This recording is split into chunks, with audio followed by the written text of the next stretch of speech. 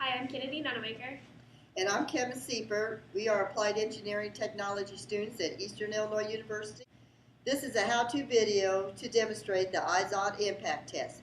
Alright, today we'll be using a block of aluminum, a small thing of aluminum, and inserting it into the Izod testing.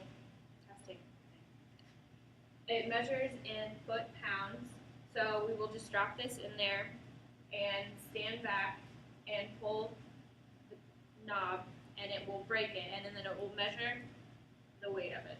Okay. But the iPod impact test is designed to calculate the resistance of failure of material to a suddenly applied force. These forces are collision, falling object, or instantaneous blow. This is a valuable test to determine the safest material to use in manufacturing and construction. The test measures energy absorbed prior to the fracture. The most commonly methods are the Charpy test and the Izod test. The Izod impact test is the ASTM, American Society for Testing Materials, method of establishing impact strength. A notched sample is generally used, but unnotched specimens are covered under ASTM D4812. Notched materials are reported under ASTM D246. This test is usually done on plastics, but can be utilized for other materials such as aluminum. The Izod test is used in quality assurance applications to evaluate relative or impact toughness of the material. Impact energy is the measure of work done to fracture a test sample. An arm is held at a specific height, constant potential energy, and released. A specimen is usually notched. When the striker impacts the test sample, the specimen will absorb the energy at the notch, and it becomes deformed. It continues to absorb energy and hardens at the notch.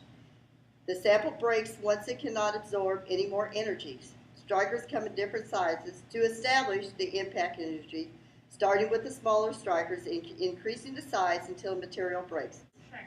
Obviously today we'll be working in a fairly stable condition with like your average room temperature.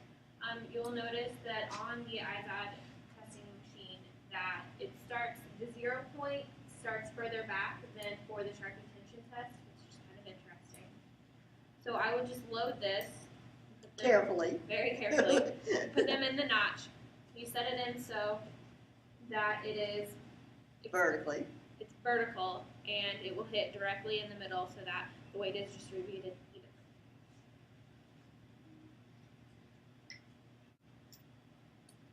Okay. And then we release the pendulum.